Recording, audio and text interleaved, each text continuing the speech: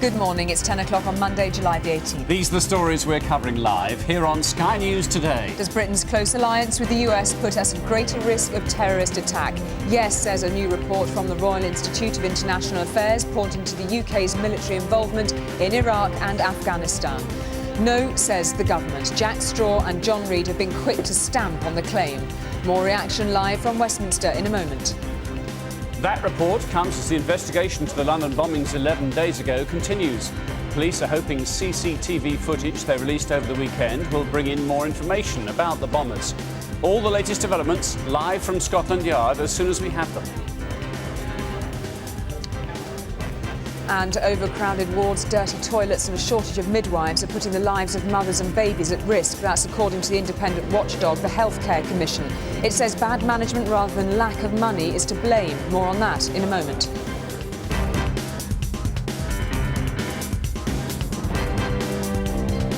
Live from the Sky News Centre, Sky News Today with Martin Stanford and Julie Etchingham.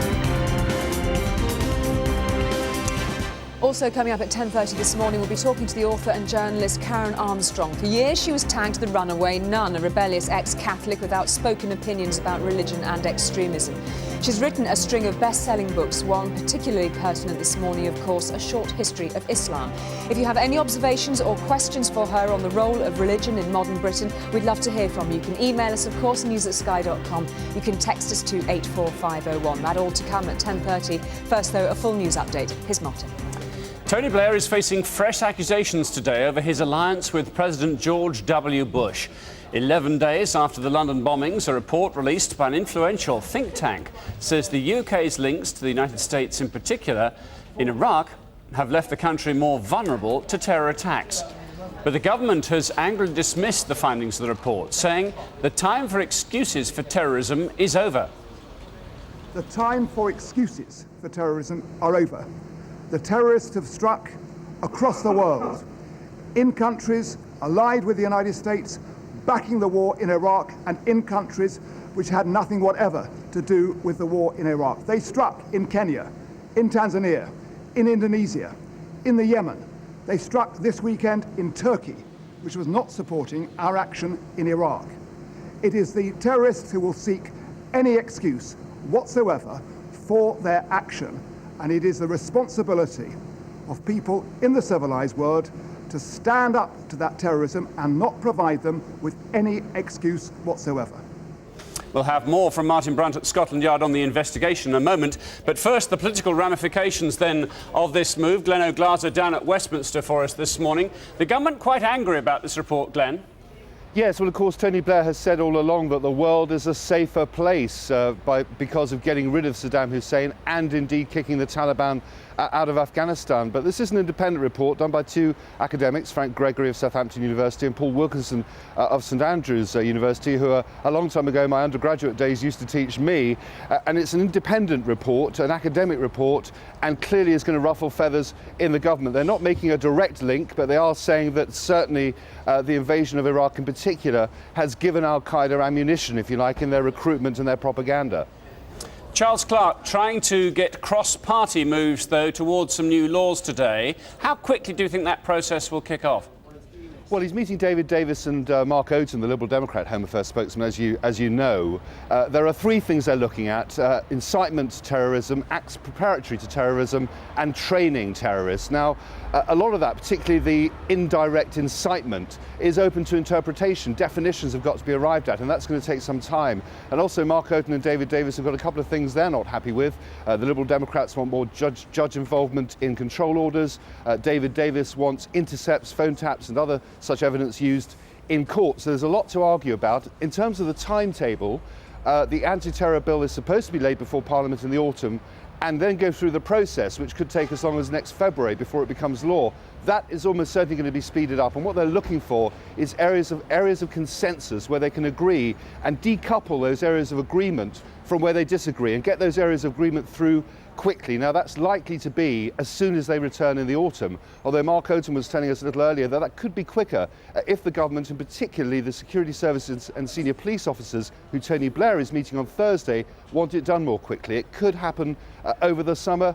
It could even happen on Thursday. In theory, they could give Thursday to a whole day of debating this and pass legislation very quickly. But the most likely timetable is it'll happen as soon as they come back in the autumn. OK, Glenn, thanks very much indeed for that. Martin Brunt then standing by for us at Scotland Yard with the latest on the investigation. Martin? They hope to start the removal of those train carriages stuck in the King's Cross tunnel. That will be a big development this week, sometime this week.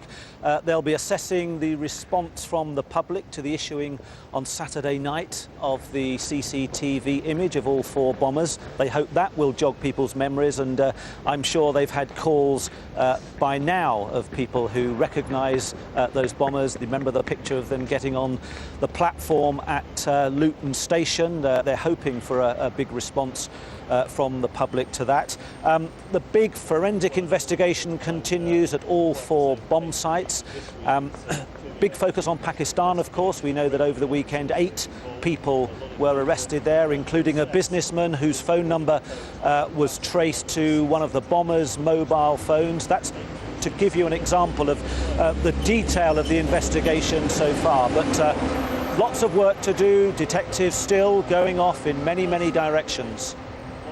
Martin at Scotland Yard and Glenn at Westminster, thank you both, gentlemen. Check back in with you later in the day, of course. What do you think of all this? The UK's role in Iraq linked to the London bombings. That's our active vote today. If you're using the satellite view system, use the red button to get into the active vote page. This is the outcome we've had so far in our votes during the breakfast show this morning. The yeses and the nos on the green and the red. 71-29 is the way it's playing at the moment. Let us know what you think using the red button. Iran's President Mohammad Khatami has been described a visit by the Iraqi Prime Minister as a turning point in his country's relations with Iraq. He says Ibrahim Jakkari's visit to Tehran will help patch the wounds inflicted by the former Iraqi leader Saddam Hussein.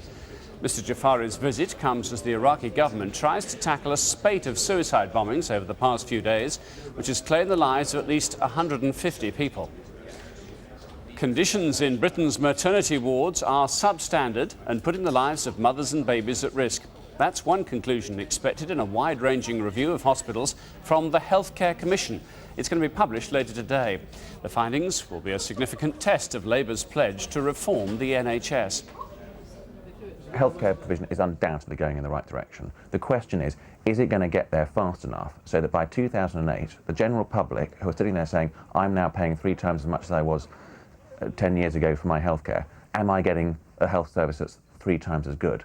And at the moment, it's certainly not clear that we're going to get to that point, and that's the big challenge the healthcare service faces. A 12-year-old girl is due to appear in court today, charged with causing grievous bodily harm to a 5-year-old boy. The boy was found wandering in a wood near his home in West Yorkshire with serious neck injuries. The girl, who cannot be named for legal reasons, is also charged with attempting to pervert the course of justice. The film director Roman Polanski's libel action over a claim that he propositioned a woman begins at the High Court today. Polanski is suing Condé Nast, the publishers of Vanity Fair, over an article alleging that he made sexual advances to a woman in New York 35 years ago. Condé Nast denies libel. 400 people in Spain have been evacuated from their homes following a forest fire which has killed at least 11 firefighters.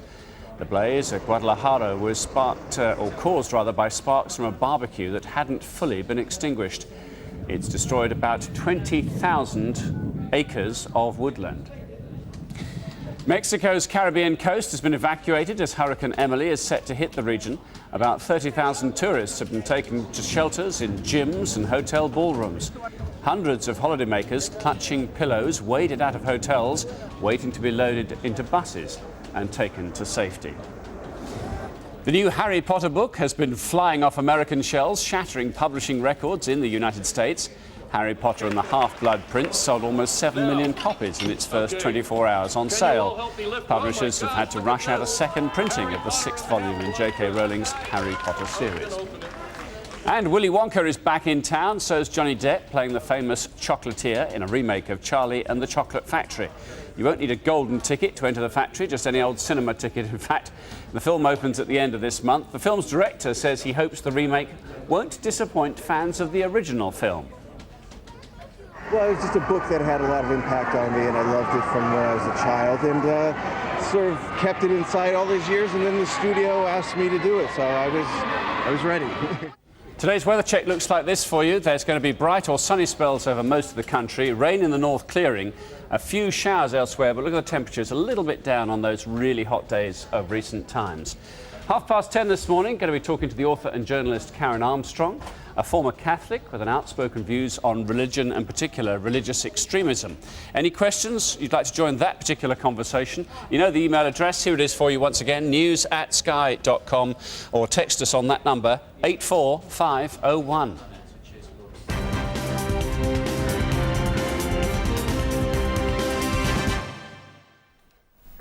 Well, let's look now in more detail at the report from an influential think tank which claims Britain's support for the US-led invasion of Iraq put the UK more at risk from terrorist attack.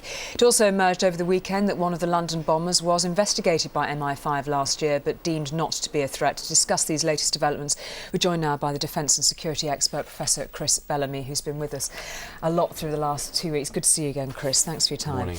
Let's talk about the Chatham House report. Highly influential, and a strong line emerging from that, which the government has sat on pretty firmly. Yes, indeed. I saw the report myself last week. It's about that thick. It's not a particularly long report, but it's the use of the words pillion passenger about our Prime Minister as being subservient to the President of the United States, and the fact that there is, quote, no doubt, unquote, that the situation in Iraq has made us perhaps more of a target for terrorists. Now, you may say, well, isn't that pretty obvious? And I must admit that was my reaction as well.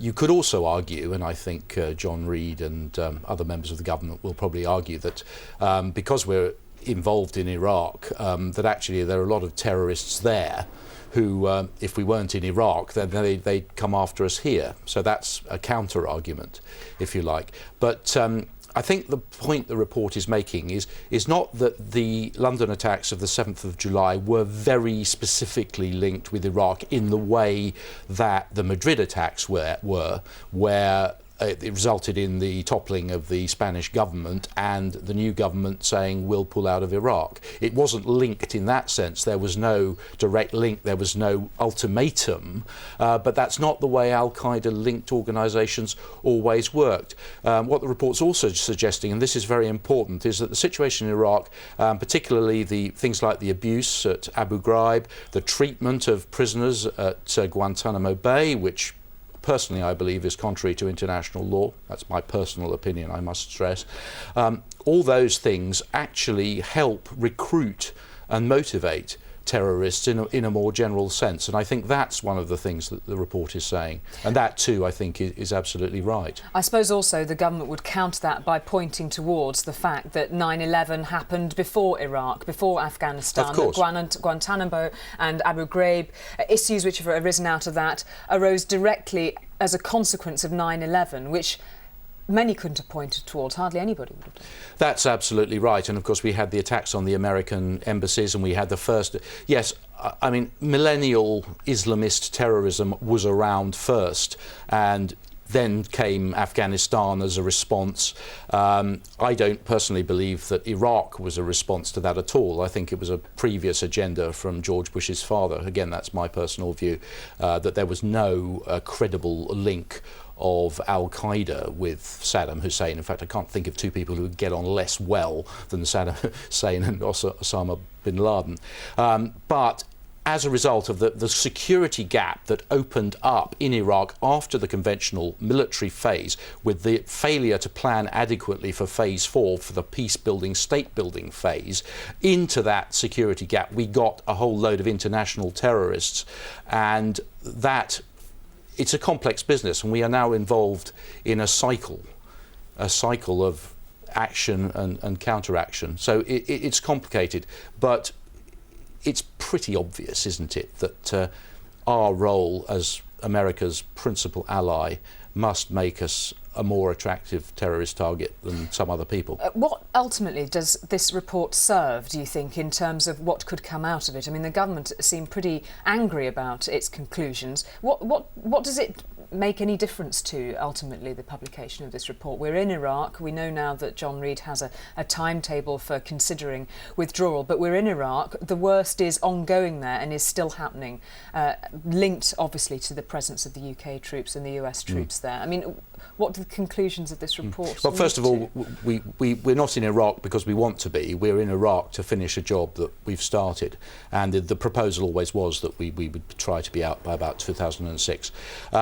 I don't think it does any harm for informed and sensible people who are don't happen to be in the Houses of Parliament to make constructive criticisms of the government. If the government reacts in this very sensitive way to any criticism of its policy, then something's wrong, and that's not how we do things in a democracy, and it's democracy that the terrorists are trying to destroy. Let's not destroy it ourselves in the process.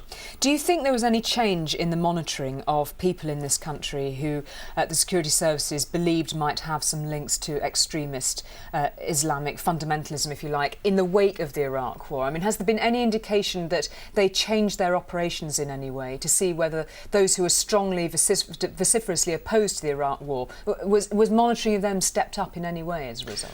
I don't know, and you would have to ask a representative of the security services. The indications are, as you know, the alert state was actually reduced from severe general, which is what you would think it would be because of the Iraq War and also the G8, to substantial, which has caused the raising of a few eyebrows. And the reports that somebody who either was a foreigner who came in 2 weeks before the London bombings or was a Brit who may have been the ringleader was thought to be perhaps an object of surveillance, but then dismissed as a threat. This is what has led to the criticism of the security services. But it seems completely clear to me that there was no specific warning, and that this particular group was under the radar screen. And until you get some sort of a specific warning, there's nothing really you can do but say that the risk is substantial. And Lord Faulkner, in an interview last night, has ruled out at this point an internal inquiry into where there may have been errors within the security service. Is that wise at this stage, do you think? Well, I think the security service will, and the other intelligence agencies, SIS, GCHQ, all the other intelligence agencies, will be constantly trying to improve their procedures. I mean, they don't want this to happen again. I understand that people are working long beyond their normal shifts, you know, to collate hundreds of phone calls an hour. Some analysts were getting, I read in the Sunday papers, if you can believe them. So they're working immensely hard. I don't think that the formal process of a formal inquiry would actually be particularly helpful at this stage. What we've got to concentrate on is stopping any further attacks of this nature, and then in slower time helping the Muslim community where some of these people come from to reject these people who pervert their great religion. Professor Chris Bellamy, thank you very much indeed. Thank you. Just to underline, which you can see on screen, Ashley Cole has agreed to sign an extension to his contract, we understand, with Arsenal. He's staying there despite all the question marks about would he or would he not go to Chelsea. Did they or did they not try and get him to join them? Anyway, apparently he's staying at the Gunners. We'll have more in our sports segment later. The main headlines here on Sky News this morning: Britain's support for the US-led invasion of Iraq has put the UK more at risk from terrorist attack. That's according to a new report released by an influential think tank. It's a blow for the Prime Minister Tony Blair, who's consistently insisted linking the London attacks to British involvement in Iraq or Afghanistan was wrong. The government today starts key talks with opposition parties to try and win cross-party support for new anti-terror laws. The Home Secretary, Charles Clarke, is meeting the Conservative and Liberal Democrat counterparts to thrash out any details of the proposed legislation. And the lives of mothers and babies are at risk because of substandard conditions in Britain's maternity wards. That's one conclusion expected in a wide-ranging review of hospitals from the Healthcare Commission, which is published later today. Find out more about those stories and much more besides on Sky News Active. 8 screens for you to watch. Watch any one of them using the red button. Tributes have been paid to Sir Edward Heath, the former Conservative Prime Minister who died last night at the age of 89. He led the country between 1970 and 1974 and brought Britain into Europe's common market. Tony Blair called him a man of great integrity. His successor, Baroness Thatcher, described him as the first modern Conservative leader. Britain's entry into the European community was Edward Heath's lasting imprint upon his country and his party, the reverberations of which still echo. An exposure to fascism during a pre-war visit to Nazi Germany and through distinguished military service had forged his commitment to a united democratic Europe. While entry into the common market was a huge foreign policy achievement, events were less kind to Ted Heath at home. With chronic industrial relations helping to earn Britain the title Sick Man of Europe, he tried to take on the miners. He imposed a 3-day working week to save energy. We are asking you to cut down to the absolute minimum the use of electricity for heating and for other purposes in your homes. He then threw down the gauntlet by calling a Who Governs Britain election. Mr. Heath lost this and the second election soon after. He never accepted his successor, a brooding resentment once described as the longest sulk in history. Ted Heath was one of the political giants of the second half of the 20th century. He will primarily be remembered because he took the country into the European Economic Community, but there were many other achievements to his credit. And in a sense, he tried to deal with the challenges of the country in a way which ultimately Margaret Thatcher was successful in dealing with them. Perhaps he was before his time, and perhaps the country wasn't ready for those serious responses to the problems we faced. Ted Heath had relatively humble roots. Outside politics, he was an accomplished sailor and musician, interests that filled the gap left by his never having married. It's been a remarkably full life, and I've enjoyed it enormously. His prime ministership, although short, changed Britain's place in the world. Graham Leach, Sky News, Westminster. Sports roundup in just a moment. Zoe's here to do that for us. What you got? Well, Martin, of course, we've got more on that amazing U-turn by Ashley Cole, but there's also news of a first senior win on the men's tennis tour for Andy Murray, and Tiger's back in top form as he takes Golf's Open title. Plus, Sean Wright-Phillips looks set to complete his move to Chelsea as he takes a medical at the Premiership champions.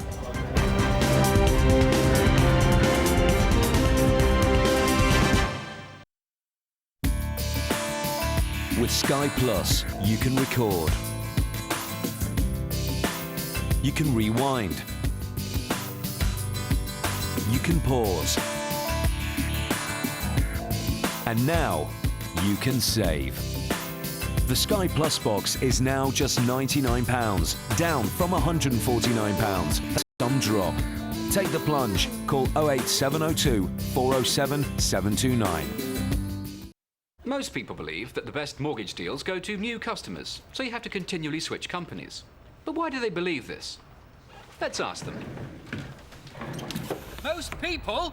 Why do you believe this? It's not our fault. Hasn't it always been that way? Well, no. At First Active, our mortgage deals are open to new customers, existing customers, everyone. Everyone? Yes, so there's no need to keep switching. Okay, there's no need to keep switching. Thank you. Success. Switch to First Active for great rate after great rate. The way mortgages are meant to be. Have you been injured, had an accident at work, or on the road, or in a public place?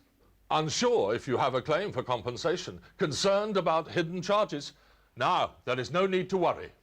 The Personal Injury Helpline will handle your claim with no charges and nothing taken from the money you're awarded. So, for a risk-free quality service, call us free now on 0800 085 1715. If you don't make the call, you'll never know. $1.99. Guess how much a sweet chili chicken baguette costs at Burger King? If you need to borrow money, then you should talk to specialists. Someone who's on your side, who acts for you. Like Lisa at loans.co.uk. Hi, Phil. This nice couple were paying over £1,000 every month on their unsecured credit agreements. Could you help them? Yes, even though they've been turned down in the past. We can reduce a customer's monthly outgoings by up to 50% every month. So they're happy? Very, very happy.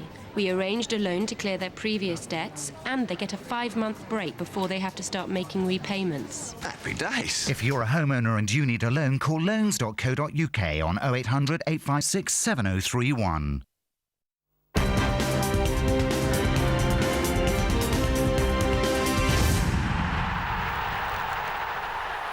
Ashley Cole will be staying at Arsenal after signing a 1-year contract extension. The new deal will keep the player at Highbury until 2008 and follows the highly publicised tapping up affair involving Chelsea, for which Cole was fined £100,000. Of course, Cole himself is appealing against that decision. Sean Wright-Phillips will have a medical at Chelsea this morning ahead of completing his move from Manchester City. But his arrival at Stanford Bridge won't signal the end of the Premiership champions' summer spending. Manager Jose Mourinho is still targeting Lyon midfielder Michael Essien. Jose Mourinho in fine form as his team beat Benfica in the run-up to this pre-season match. There'd been a touch of preemptive texting to Sean Wright-Phillips. I just sent an SMS saying that I had the number 7 shirt waiting for him, but I realized that he preferred the 24, so we will be the 24. Mourinho says 21 million for Wright-Phillips is cash well spent, an important boost to an already impressive midfield. He's quick, he's intelligent, he's creative, he can break by himself the balance and the shape of a defensive team. Even as he watched the 1-0 win in Lisbon, Mourinho had one eye on his next likely signing. He's preparing another swoop for Mike. To come to Chelsea, but they can control their destiny, we cannot control their destiny. So if until the market close, they decide they want to sell, we are there waiting. Chelsea leave for the US in about 24 hours. Their new number 24 looks certain to be with them. Gary Cottrell, Sky News. On the pitch, Chelsea were victorious in their pre-season friend against Portuguese side Benfica at the famous Estádio da Luz by 1-0, Ricardo Rocha, with an own goal just before half-time. New Open champion Tiger Woods says the best is yet to come.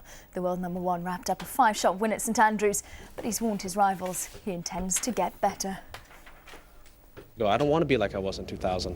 Why would you ever want to be like that when you think you can be better? That's the beauty of it. No matter how good you play, you can always feel like you can do better, and that's what makes it exciting for the next day, is to go out there and prepare and try and do even better, and that's the fun of it. All the hard work I've put into it for the past couple of years with Hank, it's finally starting to pay dividends now.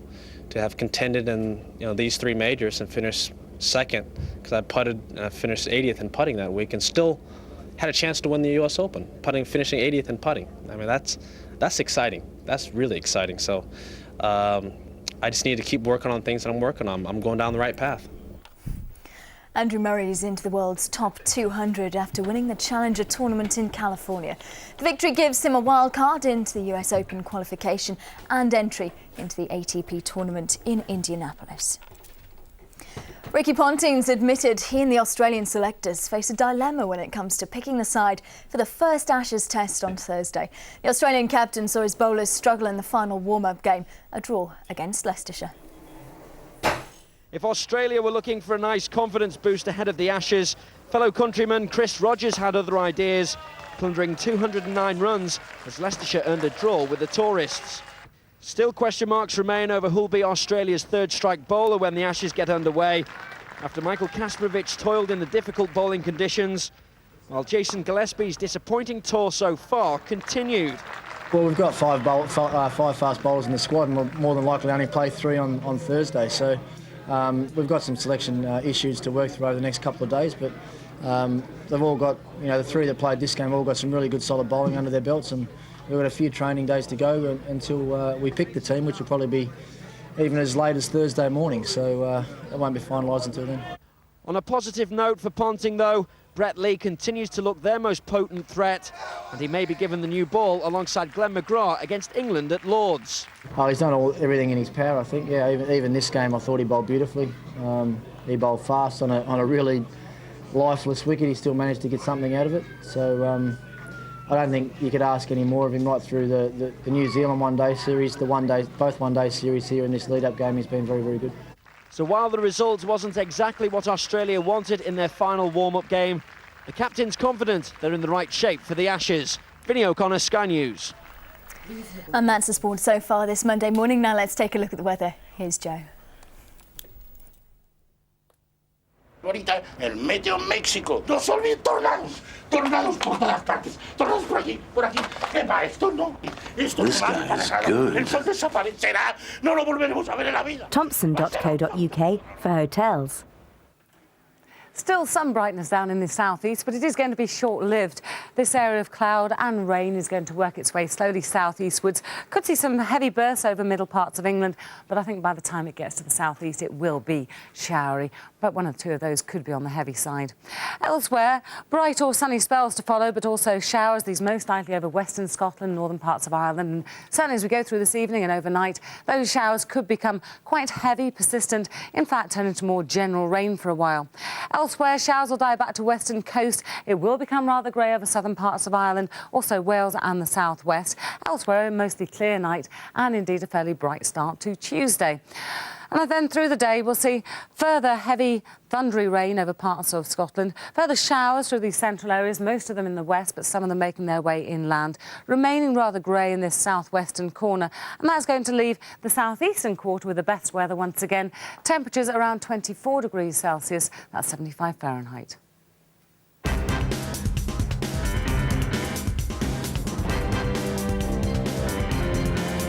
Live from the Sky News Centre, Sky News Today with Julie Etchingham and Martin Stanford.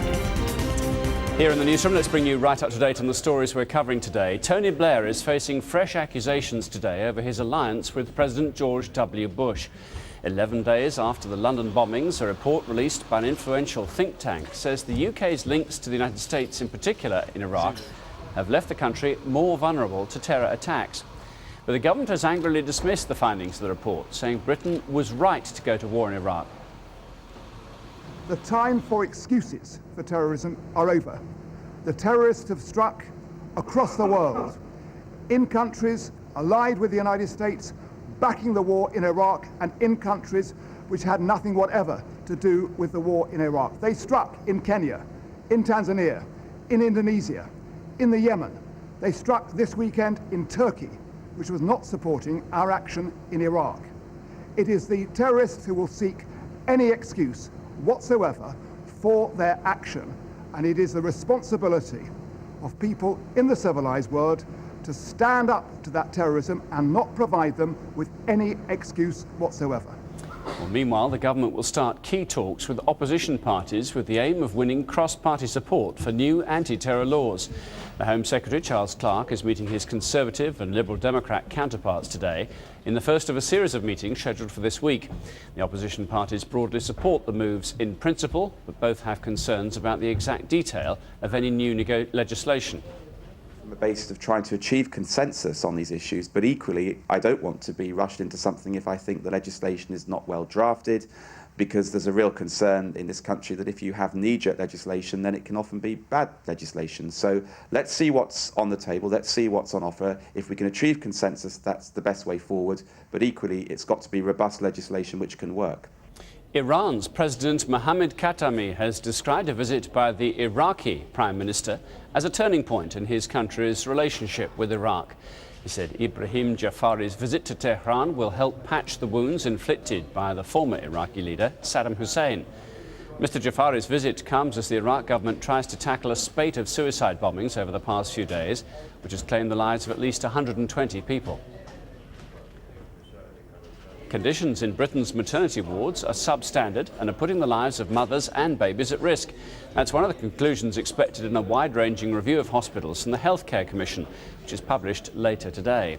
The findings will be a significant test of Labour's pledge to reform the NHS. 400 people in Spain have been evacuated from their homes after a forest fire which has killed at least 11 firefighters. The blaze in Guadalajara was caused by sparks from a barbecue that had not been fully extinguished. It's destroyed about 20,000 acres of woodland. Still to come on Sky News this hour, we'll be speaking to our special guest this morning, one of the country's foremost writers on religion, who's also a former nun, Karen Armstrong. If you have any comment or questions you'd like to put to her, news@sky.com is our email address. You can text us to 84501. That to come in a few moments.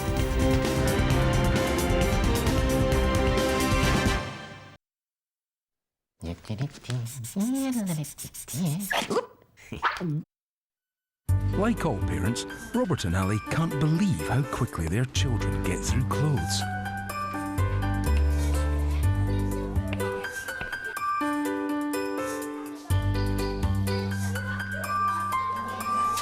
But at least when they're using their Morgan Stanley Platinum cards, they get a cashback bonus of up to 2%. Together, they've earned £150 this year. Money they're using to give Ali a treat. Now she's growing faster than the children. The Morgan Stanley credit card. Why not get paid for the things you buy anyway? For up to 2% cashback, call 0800 389 1104. Buying a property abroad is safe and easy with Parador Properties.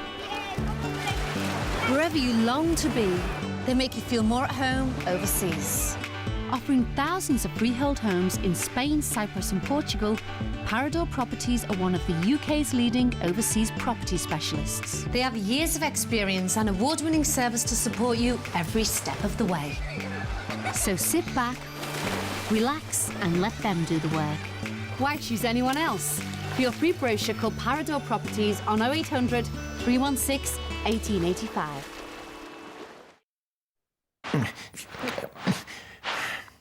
Oh, jeez.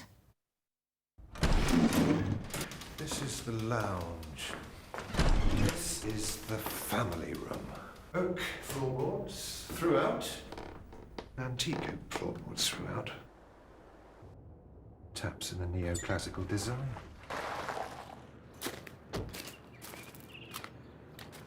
You know what? You'd hate it.